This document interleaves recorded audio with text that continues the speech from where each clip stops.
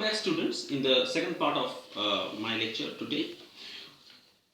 So, the poem Agumon, or in English it is Arrival, poem number 51 of Gitanjali. But before going to the poem, I shall refer one sloka from Gita. As I discussed in my previous lecture, that Tagore was hugely influenced by the doctrines and the principles of Upanishads and the Gita. So, in Shankho Jog, that is the second chapter of Gita, we have sloka Ya Nisa Sarva Bhutanam Tassang Yagarti Sanjami Jasyang Yagarti Bhutani Sa Nisha Pashyato Mune.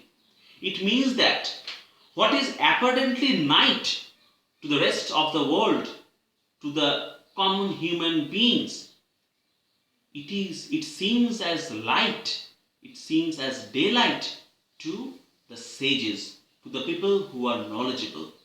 And what is daylight? What is apparently daylight? What is apparently clear to the rest of the world, rest of the human beings, to the most learned people? It seems as dark, dense night. This sloka is thought to be the source of Tagore's writing this poem, Agumon. But the interplay of darkness of the night and light of the day is very visible.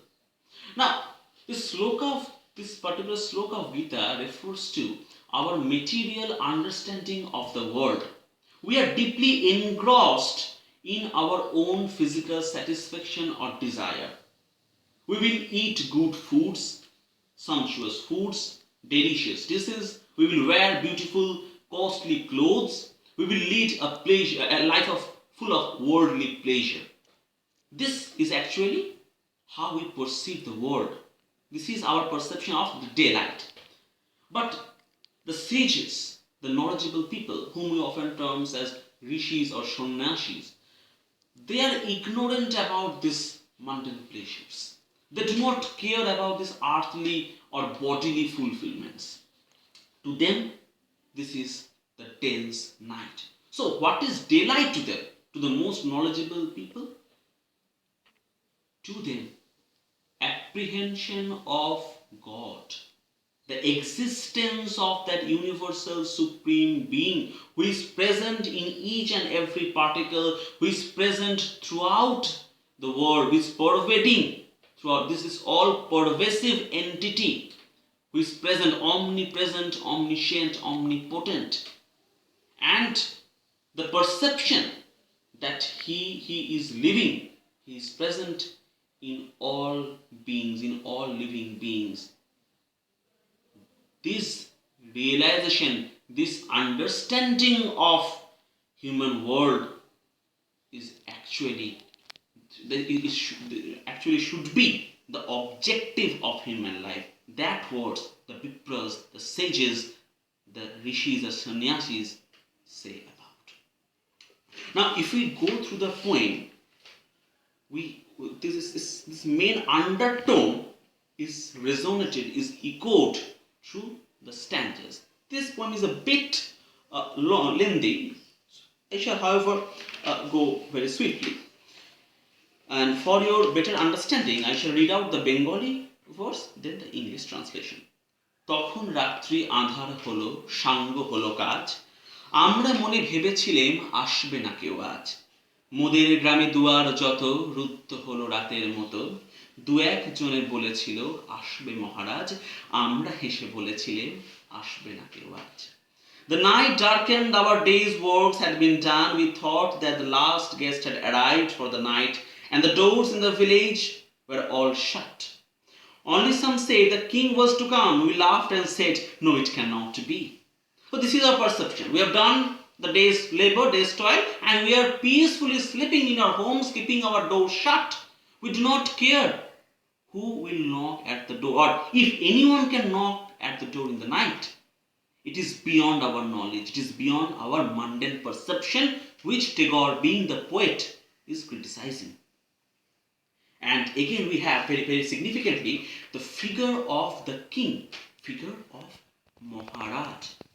This king is inevitably the God who is ruling, who is the authority of this world. Right? দ্বারে যেন আঘাত হলো শুনেছিলাম সবে, আমরা তখন বলেছিলাম বাতাস বুঝি হবে, নিবিয়ে প্রদীপ ঘরে ঘরে শুয়েছিলেম আলস ভরে, দু একজনে বলেছিল দূত এলো বা তবে, আমরা হেসে বলেছিলেম বাতাস বুঝি হবে। It seemed there were knocks at the door and we said it was nothing but the wind. We put out our lamps and lay down to sleep, only some said, it is the messenger. We laughed and said, no, it must be the wind. We are refusing the messenger. Who is this messenger? This messenger is the embodiment of our consciousness, inner psychic being. This psychic being resides in each and every individual, whom we often call as the Atman. He is the consciousness who tells what is the difference between the good and the bad, what should be done and what should be avoided. This is the messenger who speaks very silently, very delicately in our ears. নিশীথ রাতে শোনা গেল কিসের যেন ধ্বনি, ঘুমের ঘোরে ভেবেছিলে মেঘের গরজনী, ক্ষণে ক্ষণে চেতন করি কাঁপলো ধরা থরহরি, দু একজনে বলেছিল চাকার ঝনঝনি, ঘুমের ঘোরে কহি মোরা মেঘের গরজনী. See the English translation. There came a sound in the dead of the night. We sleepily thought it was the distant thunder. The earth shook, the walls rocked, and it troubled us in our sleep. Only some said it was the sound of the wheels. We said in a drowsy murmur, no, it must be the rumbling of clouds. Now what we see, what is very apparent in the three stanzas that I have read, there is the conflict between two voices. One voice is saying the truth, while the other voice, the other consciousness, is gradually refusing the demand. In the first stanza, দু একজনে বলেছিল আসবে মহারাজ, some said that the king of the kings will come. In the second stanza, দু একজনে বলেছিল দূত এলো বা তবে, the messenger will come. In the third stanza, someone is saying দু একজনে বলেছিল চাকার ঝনঝনি, it must be the rumbling of the wheels.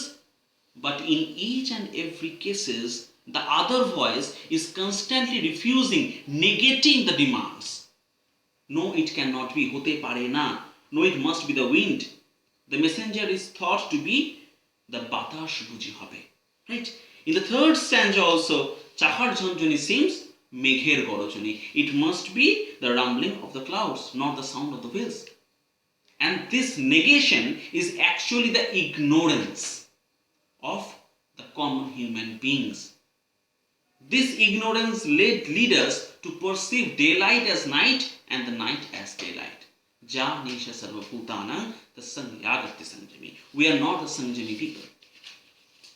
The fourth stanza, তখনও রাত আঁধার আছে বেজে উঠল ভেরি, কে ফুকারে জাগো সবাই আর করোনার দেরি, বক্ষ পরে দুহাত চেপে আমরা ভয়ে উঠি কেঁপে, দু এক জনে কহে কানে রাজার ধ্বজা হেরি, আমরা জেগে উঠে বলি আর তবে নয় দেরি. The night was still dark when the drum sounded. The voice came, wake up, delay not. We placed our hands on our hearts and shuddered with fear. Some said, lo, there is the king's flag. We stood up on our feet and cried, there is no time for delay. Now, in the fourth stanza, we have arrived at the realization that we should not sleep more.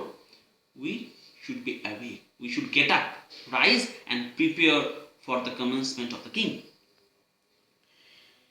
কোথায় আলো কোথায় মাল্য কোথায় আয়োজন, রাজা আমার দেশে এলো কোথায় সিংহাসন, হায়রে ভাগ্য হায়রে লজ্জা, কোথায় সভা কোথায় সজ্জা, দু এক জনে কহে প্রাণে বিধায় ক্রন্দন, রিক্ত করে শূন্য ঘরে করো অভ্যর্থন.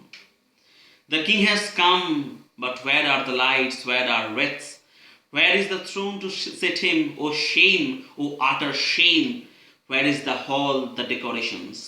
Someone has said, veil is this cry, greet him with empty hands, lead him into their rooms all bare.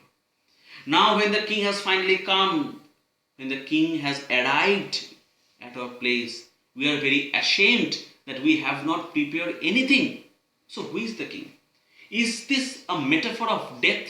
That when death will finally come, when we will all be put in the judgment in front of the trial, what will we say?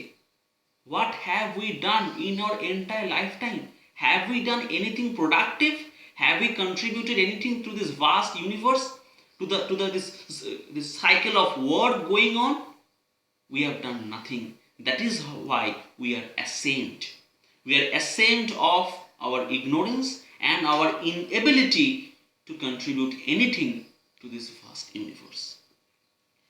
In the last stanza, Tagore is writing, ওরে দুয়ার খুলে দে রে বাজা শঙ্খ বাজা, গভীর রাত এসেছে আজ আঁধার ঘরের রাজা, বজ্র ডাকে শূন্য তলে বিদ্যুতের ঝিলিক ঝলে, ছিন্ন শয়ন টেনে এনে আঙিনা তোর সাজা, ঝড়ের সাথে হঠাৎ এলো দুঃখ রাতের রাজা।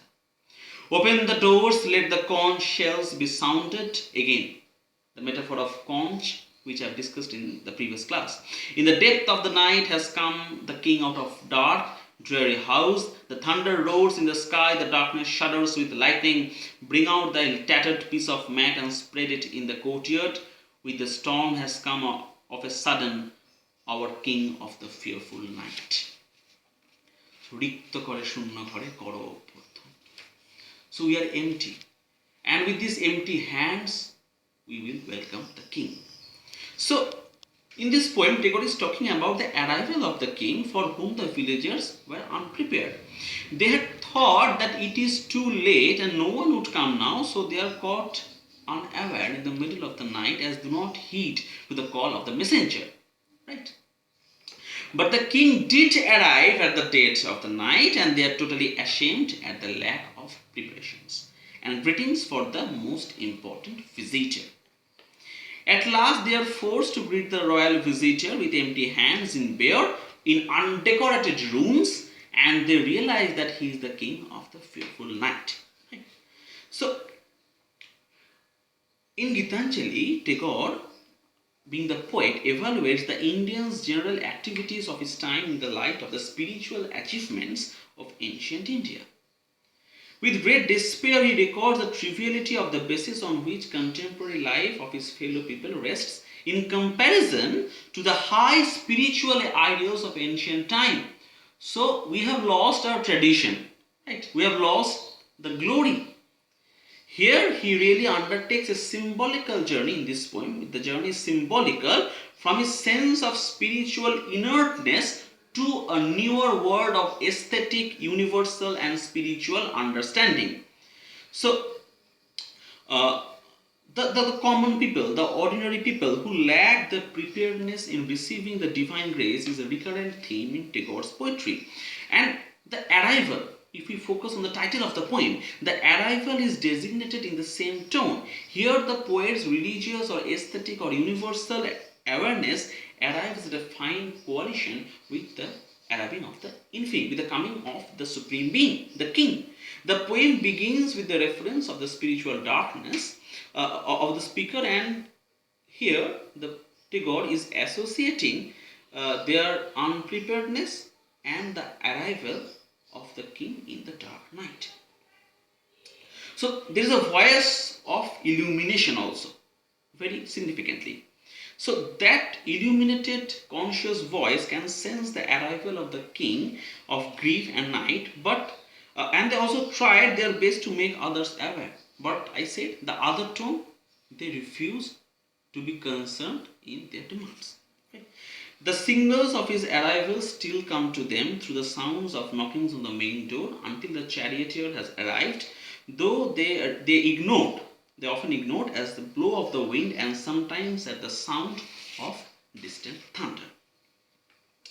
Now, if I should comment about this particular collection, Khya, before being included in Gitanjali, this poem was a part of Khya. So the poems in Khya are like a bridge between the institutionalized religion of Tagore's earlier poetry and the more purely personal God, নিজের ঈশ্বর, যার কাছে সমস্ত কিছু প্রকাশ করা যায়, who is to be approached in various ways, guiding an individual own instincts and desires. The king, for example, the king is the recurrent symbol, right? And a phrase from the Khya rendered as in Gitanjali. In this poem number 51, Agomon, the theistic note is dominant.